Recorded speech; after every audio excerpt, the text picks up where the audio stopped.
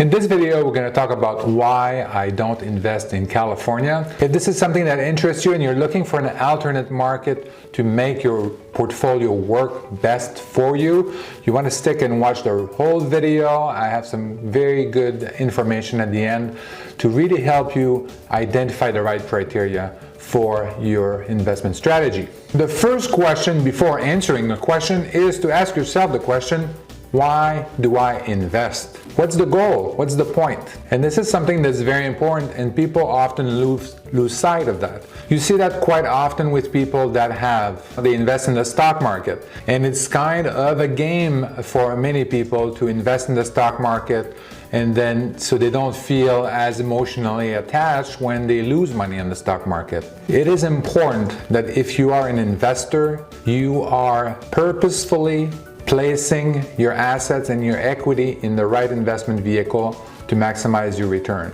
You want to monitor these returns. You want to be disciplined about how you invest your money and why. All these things have to be aligned. You have your goal, and then all your strategies, and then everything that your marketing, your investment criteria, your product definition, your resources, all these things have to be aligned in order for you to achieve your goal and for these strategies to be successful. A lot of people lose sight of that. They get into the excitement, let's say, of a stock market investment or some kind of real estate investment, and they lose track of why they are investing. So that's the first question really that you have to ask yourself. When I started, my goal was clearly to achieve financial freedom and generate passive income through rental properties. That was the strategy that I wanted, and the goal was to achieve financial freedom with this. So the strategy is kind of like the tool that I'm using to achieve my goal, which is to invest in single-family rentals. Then we define everything around that. We identify the resources that I need to do that, the amount of money that I need, how much time that I need to invest to make this strategy successful. Do I have the right skills and capabilities in order to do this? We have to look at the other side of the equation, which is where do I find these the right investment, the right environment for my strategy to be the most efficient. So you have a money constraints, you have some resources constraint in terms of maybe your capabilities or the time that you have available to invest in this property. But I want to focus, we've talked about that quite a bit in other videos, but I want to talk also about the investment criteria. So now our strategy is to generate positive cash flow in order to achieve our goal. You can achieve cash flow a lot of different ways in real estate. Eventually, even a rental property, if you put enough cash in it, it's going to cash flow. And if you have a tenant that covers your expenses, your property insurance, etc., and you don't have a mortgage, most likely, hopefully, this property will cash flow. But is this a good return on your investment? That's the other question you want to ask. So this is why the first four criteria that I have, they're kind of driven by the numbers. Then I have another four criteria that are not they're more qualitative. They're not driven so much by numbers. So if you don't like numbers that much, I'm going to be quick. You can look at them a little bit later, but these numbers are important. So you want to have a property that's passive income, so you want to have a positive cash flow. So that means that the rent has to pay for all the operating expenses, the insurance, property taxes, etc., and has to pay for property management. We want passive income. I don't want a job managing rentals. I want to have property management in place so that they can take care of everything, and all I have to do is every month or every once in a while I get an email saying, can you approve us sending a technician? That takes me 5 seconds. I recommend having a mortgage, so that's kind of like the next level. You want the rent to also pay for the mortgage as well, the whole mortgage payment. You want to maximize the mortgage. Why do you want to maximize the mortgage? It's because leverage is a key element of real estate. This is why real estate is such a great investment. Leverage is key. So let's say you buy one house, right? $100,000 and it net cash flows, $250 a month. If I put all cash, I make $500 a month. If I put, my 20% down, then I make half of that. So one house, I pay cash $100,000 and then I make $500 a month. That sounds good. It's cash flowing, right? Or I can put $20,000 down and then I get $250. But with the rest of the $80,000, I can go and invest and buy more properties. I can buy 5 properties that with that $100,000. 5 times 250, that is 1,250. So it is significantly, I'm more than double the amount of net cash flow that I make because I'm using leverage. I'm not even talking about the appreciation. Now I have 5 properties at $100,000 that I'm appreciating. I have $500,000 in asset that is appreciating. I have $500,000 in asset that I'm paying down on the principal and the mortgage. So this is, and I have depreciation as well. So I have 5 times depreciation as well. That is going to offset my cash flow. All these things, fantastic. Leverage, you want to maximize the leverage. And this is one of the things that happens, that you go into these super expensive markets, and then in order for them to cash flow, you can't leverage them to the maximum because they won't cash flow. So what you have to do then is to put more and more cash. This is why the third one is the cash on cash return. You want to look at that return. How much cash flow am I going to make based on the amount of money that I'm investing in the property? And this is when it starts to break down when you're trying to invest in super expensive market like San Francisco and the like. In order for them to cash flow, the properties are super expensive and the rent doesn't catch up to that. Basically, you end up in a situation that you have to subsidize your house. You have to put more money into the house in order for it to cash flow.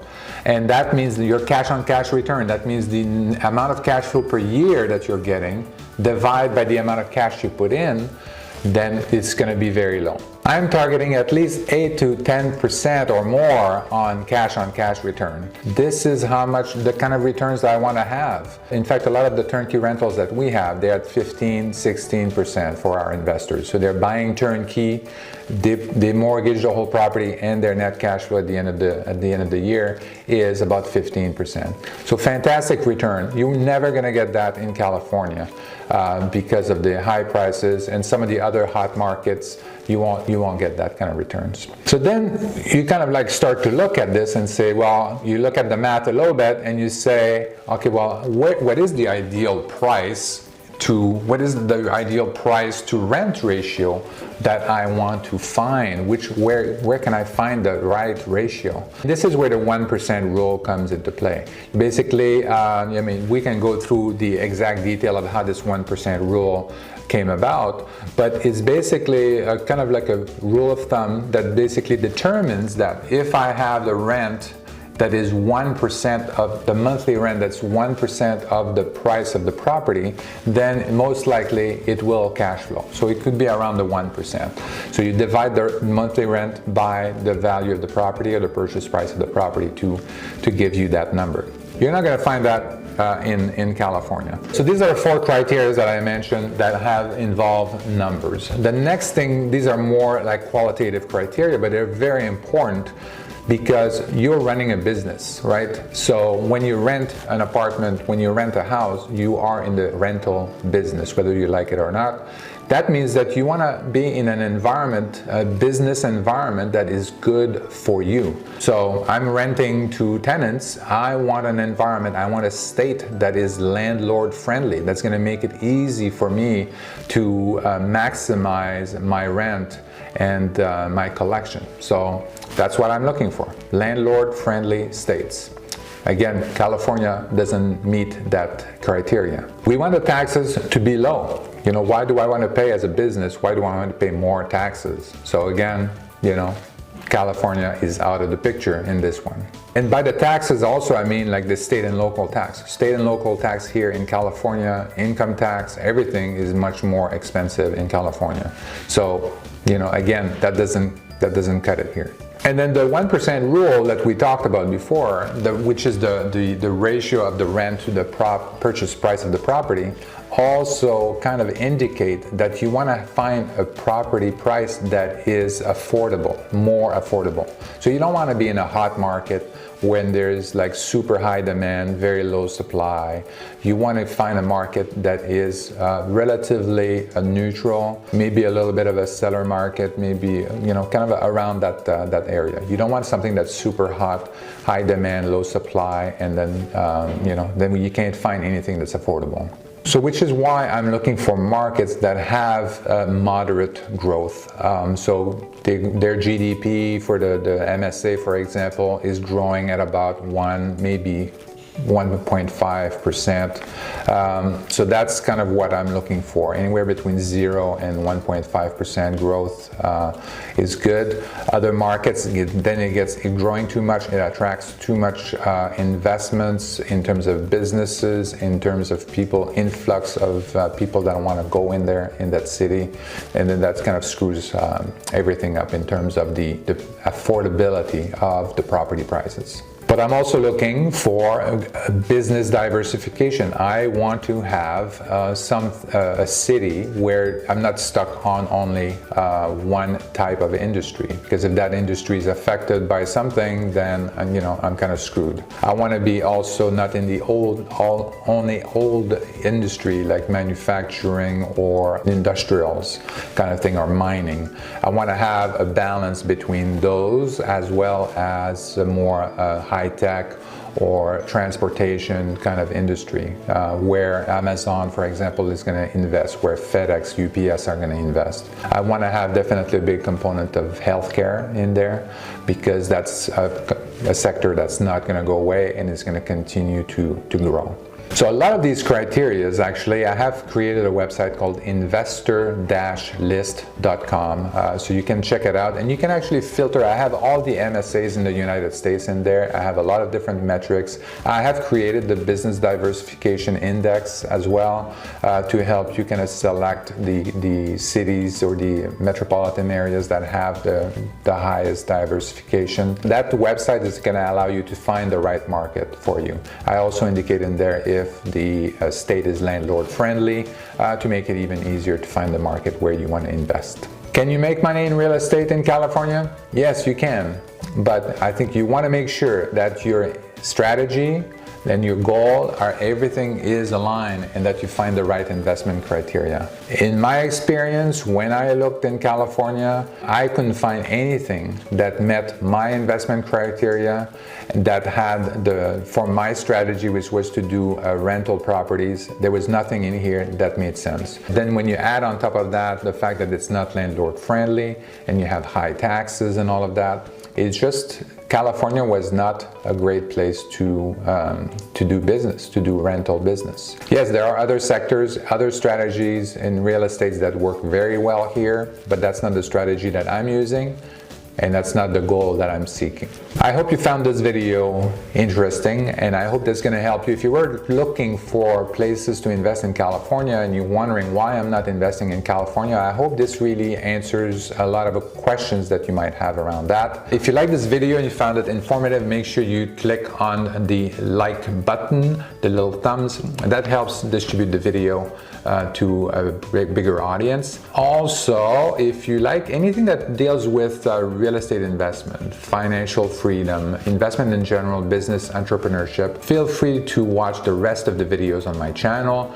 Don't forget to subscribe and click that notification bell to make sure that you are notified whenever a new video is being published. Thank you.